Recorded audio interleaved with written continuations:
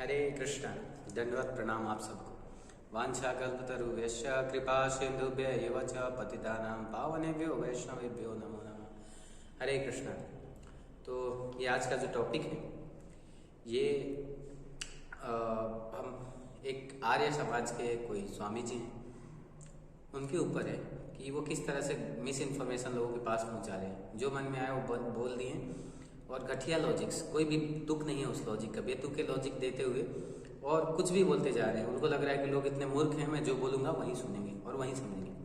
तो चलिए शुरू करते हैं। थोड़ा सा उनकी बातों को हम सुनते हैं, वो बोलते क्या हैं, फिर शास्त्रों के द्वारा हम उसको तर्क देंगे और शास्त्रों के द्वारा हम मतलब जानेंगे कि क्या वास्तविक सत्य क्या है और ये नकली जो ज्ञान दे रहे हैं इसके पीछे वो है। ठीक है। ईश्वर साकार है व निराकार, ये प्रश्न है। आज करोड़ों व्यक्ति ईश्वर को साकार मानते हैं, अवतार मानते हैं, मूर्ति पूजा करते हैं, फोटो पूजा करते हैं, वो सब साकार मान रहे हैं। तो ये प्रश्न का उत्तर देना जरूरी है। तो ये प्रश्न उठाया कि ईश्वर साकार है व निराकार। जो निराकार है तो बिना हाथ आदि साधनों के जगत को नहीं बना सकेगा, और जो साकार है तो तब कोई दोष नहीं आता। जैसे पाचक हाथ पैर से रोटी बनाता है, हाथ से रोटी बनाता है, ठीक है ना। मिस्त्री मजदूर सब हाथ से काम करते हैं, बिल्डिंग खड़ी कर देते हैं। जैसे मिस्त्री मजदूर हाथ से बनाते हैं तो कोई दिक्कत नहीं है। ईश्वर का भी हाथ पैर हो तो सृष्टि बना देगा, फिर कोई समस्या नहीं। और निराकार होगा तो कैसे बनाएगा, हाथ पैर तो है ही नहीं। हाँ, ये प्रश्न है। उत्तर, ईश्वर निराकार है। ये उत्तर है सिद्धांत की तरफ से। ईश्वर निराकार है। जो साकार अर्थात शरीर युक्त है वह ईश्वर ही नहीं है। अब ये राम जी, कृष्ण जी हैं, हनुमान जी, गणेश जी, शिव जी। तो जैसा कि आपने अभी देखा वीडियो में, इसमें क्लियर बता रहे हैं कि जो ईश्वर है वो निराकार है। तो कहने का मतलब थोड़ा शास्त्रों को इनको पढ़ना चाहिए। ब्रह्म संहिता में ही बताया गया, ईश्वर परम कृष्ण सच्चिदानंद विग्रह अनादिरादिर गोविंद सर्व कारण कारणम। ईश्वरों के जो परम ईश्वर हैं वो भगवान श्री कृष्ण हैं। सर्व कारण कारणम, सभी कारणों के कारण हैं। उसके अलावा अनादि आदिर गोविंदन, सर्व कारण, अनादि है, उनका कोई आदि नहीं, जो सबके आदि हैं पर स्वयं अनादि हैं। और सर्व कारण कारणम, सभी कारणों के कारण है। उन गोविंद का मैं भजन करता हूँ। ब्रह्मा संहिता के श्लोक है। तो कोई आसपास के लोग हों जो इनको जानते हो तो इनको बताइए, कभी ब्रह्मा संहिता पढ़ें तो थोड़ा अच्छे से पता लगेगा। दूसरा पॉइंट यहाँ पे आता है कि ये दावा के साथ करें ईश्वर निराकार ही है, ईश्वर साकार नहीं हो सकता। अगर ईश्वर सिर्फ निराकार है, अगर साकार नहीं है, तो फिर ईश्वर पूर्ण कैसे हुआ? ये तो ईश्वर में अपूर्णता आ गई। भगवान पूर्ण है। बताया जाता है, श्रीमद् भागवत पुराण में वर्णन आता है, भगवान को 3 रूपों में लोग क्या करते हैं, अभिव्यक्ति होती है। भगवान की अभिव्यक्ति 3 रूपों में की जाती है। पहला होता है ब्रह्मेति परमात्मेति भगवानेति शब्दते, यानी ब्रह्मेति, जिसको हम ज्योति कहते हैं, ब्रह्म ज्योति, उसके रूप में अनुभूति होती है। दूसरा कौन सा है, परमात्मेति, जो हम सबके हृदय में परमात्मा के रूप में बैठे हुए हैं।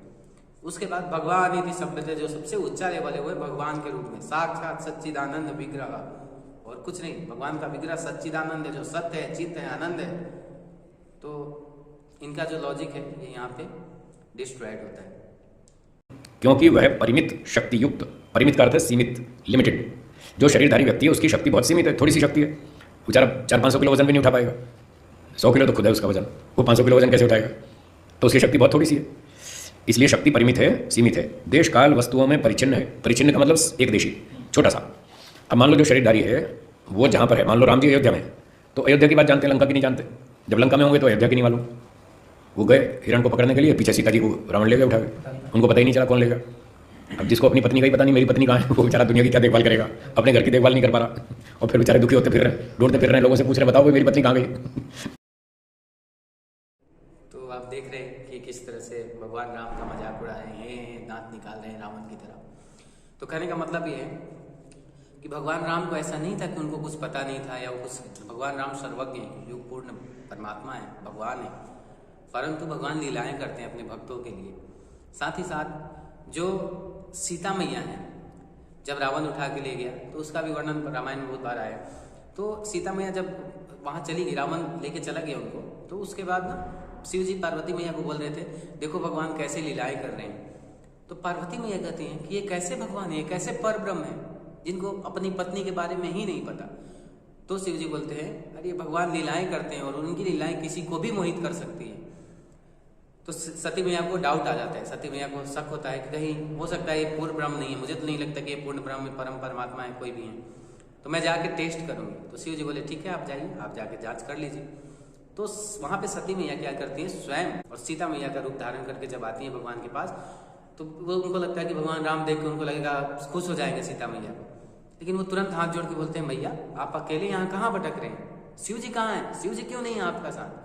तो इनको लगता है ये भी इनके पास मिस इन्फॉर्मेशन है। तो जो भी शरीरधारी होगा उसका हाथ पैर टूटेगा, कभी सर दुखेगा, कभी जुकाम होगा, कभी खांसी होगी, कभी कुछ होगा, कभी दुश्मन की सेना ताकतवर हुई तो युद्ध का मैदान छोड़ के भागना पड़ेगा। श्री कृष्ण जी भाग गए थे ना, जब दुश्मन ताकतवर था तो युद्ध का मैदान छोड़ के भाग गए, तब से उनका नाम हो गया रणछोड़दास, रणछोड़, युद्ध का मैदान छोड़ के भाग गए। तो ये उदाहरण देते हैं भगवान की कि भगवान किस तरह रण छोड़ के भाग गए, इसीलिए रणछोड़ दास नाम है। बिल्कुल सही है, भगवान भागे थे रण छोड़ के, लेकिन उसके पीछे की कहानी तो जान लो। काल यवन कौन था, कैसे वो काल यवन से युद्ध करने के लिए वहां से क्यों भागे, उसका कारण क्या है। भगवान की लीलाओं के पीछे बहुत सारे कारण होते हैं, तो आप उन कारणों को समझिए, लेकिन उसके लिए गुरु चाहिए होते हैं। ये खुद ही गुरु बन के बैठे हुए हैं, गुरु तो है नहीं कोई, जो मन में आया वो पढ़ देते हैं, जो मन में आया वो बक देते हैं, कुछ भी बोलने का छूट मिल रखा है। लाल कपड़ा पहन लिया तो कुछ भी बोल सकते हैं, ऐसा ये सोचते हैं। तो बताया जाता है कि जो काल यवन है, श्रीमद् भागवत पुराण में बहुत सुंदर वर्णन आता है कि शेषीरायन ऋषि थे, उन्होंने तपस्या किया और तपस्या से शिव जी को प्रसन्न किया था, और ये शिव जी ने वरदान दिया था उनको। शिव जी से उन्होंने वरदान मांगा था कि मेरा जो पुत्र हो वो बहुत अजेय हो और कोई उसे हरा ना सके, किसी भी अस्त्र शस्त्र से उसकी मृत्यु ना हो। तो शिव जी ने यह वरदान दिया था।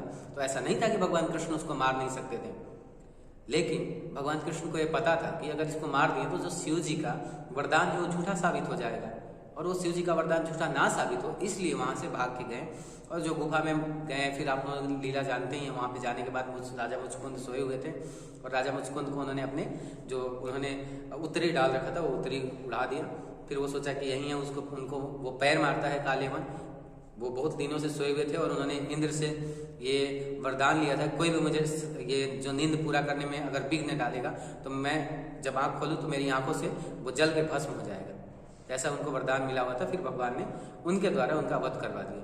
तो जब भगवान को ये सारा चीज पता था और भगवान चुटकी में उसको मार सकते थे, परंतु कारण ये था कि शिव जी का वरदान कहीं झूठा ना जाए, ताकि लोगों का या भक्तों का विश्वास जो होता है वो भगवान पे, देवी देवताओं पे बहुत ज्यादा होता है। अगर उनका वरदान झूठा जाता है तो कोई विश्वास नहीं करेगा। तो ये सिंपल सी बात इनके समझ में नहीं आती। हद है, हरी बोल। तो हमारी लिमिट हो जाती है। तो जो बड़े बड़े पदार्थ हैं, बाल्टी तो हम उठा लेंगे, पत्थर उठा लेंगे, ईंट भी उठा लेंगे, जो मोटी मोटी चीज़ें वो तो हमारी पकड़ में आ जाएगी। पर जो छोटी छोटी चीज़ें, त्रसरेणु, द्वेणु, फिर परमाणु हैं, अणु परमाणु और छोटी छोटी चीज़ें, मन बुद्धि इंद्रियाँ, ये हमारे पकड़ में नहीं आएंगी। तो हम कैसे बनाएंगे इन चीज़ों को? जो चीज़ हमारे मटेरियली हाथ में नहीं आ रहा तो उससे प्रोडक्शन कैसे करेंगे? अगर आटा आप पाचक के हाथ में नहीं आया तो रोटी कैसे बनाएगा? रोटी बनाने के लिए आटा तो हाथ में आना चाहिए ना। तो ये कह रहे हैं जो हम साकार अर्थात शरीरधारी हैं, इससे इस कारण से त्रसरेणु, अणु, परमाणु प्रकृति को अपने वश में नहीं ला सकते, क्योंकि बहुत सूक्ष्म पदार्थ है, और न उन सूक्ष्म पदार्थों को पकड़कर स्थूल बना सकते, वो हमारी पकड़ में नहीं आएंगे। तो स्थूल भी नहीं बना सकते, सूर्य पृथ्वी भी नहीं बना सकते। वैसे ही स्थूल देहधारी परमेश्वर भी, यदि ईश्वर भी स्थूल देह धारण कर ले तो वो भी इन या उन सूक्ष्म पदार्थों से स्थूल जगत को नहीं बना पाएगा, वो भी नहीं बना सकता। तो इसलिए ईश्वर का निराकार होना ही ठीक है, तभी वो बना पाएगा। साकार हो गया तो बना ही नहीं पाएगा, जैसे हम नहीं बना पा रहे, वो भी फिर ऐसे ही हो जाएगा हमारे जैसा। आगे कहते हैं जो परमेश्वर भौतिक इंद्रिय गोलक हस्तपाद आदि अवयवों से रहित है। तो भौतिक इंद्रिय गोलक जैसे हमारी ये इंद्रियों के गोलक है, आँख, ये कान, ये नाक, ये हाथ, ये पाँव, जैसे हमारे हाथ पैर हैं, ये तो गोलक है हमारे इंद्रियों के। तो परमेश्वर भौतिक इंद्रिय गोलक हस्तपाद आदि अवयवों से रहित है। तो ऐसे सोच के लोगों के लिए हम भगवान श्री कृष्ण के चरणों में प्रार्थना करेंगे कि आप इनको सद्बुद्धि दीजिए और कृपया करके अपनी सेवाओं में लगाइए। भगवान कृष्ण भगवद गीता 7वें अध्याय के 25वें श्लोक में बोलते हैं, ना हम प्रकाश सर्वस्य योग माया समावृत मुड्डोयम ना बीजानाति लोको माम जव्य मुड्डोयम ना बीजानाति। जो मूर्ख लोग हैं वो मुझे नहीं जानते हैं। माया, मैं मूर्खों के सामने कभी प्रकट नहीं होता। अपनी क्या कर बता रहे भगवान, ना हम प्रकाश सर्वस्य, अपनी प्रकाश दिखाते रहते, ब्रह्म ज्योति, मैं निराकार हूँ। भगवान कभी उन मूर्खों के सामने प्रकट नहीं होते। वो क्या बोलते हैं, मैं अपनी आंतरिक शक्ति से ढका हुआ रहता हूँ, इसीलिए वे नहीं जानते मुझ परमात्मा को नहीं जानते भगवान। उसके अलावा भगवान भगवद गीता के 4थे अध्याय के 9वें श्लोक में क्या बताते हैं, जन्म कर्म च मे दिव्यम एवं यो वेति तत्वत त्यक्त्वा देह पुनर्जन्म नयति मामेति सो अर्जुन। यानी मेरा जन्म और कर्म दोनों ही दिव्य हैं, और जो इसको तत्वों के द्वारा जानता है वो भौतिक संसार में फिर से जन्म नहीं लेता, बल्कि मेरे शाश्वत निवास यानी गोलोक वृंदावन धाम को प्राप्त करता है। हरे कृष्ण। तो ये क्लियर भगवद गीता में मेंशन है। तो एक तरफ तो ये बोलते हैं कि हम बहुत ज़्यादा आदर्श मानते हैं भगवान राम को, भगवान कृष्ण को अपना आदर्श मानते हैं। आप कौन से राम, कौन से कृष्ण की बात कर रहे हो? वही राम जिनका आप मजाक उड़ा रहे थे, या वही कृष्ण जिनकी बातों को आप फॉलो नहीं करते। आप कैसे मानते हो?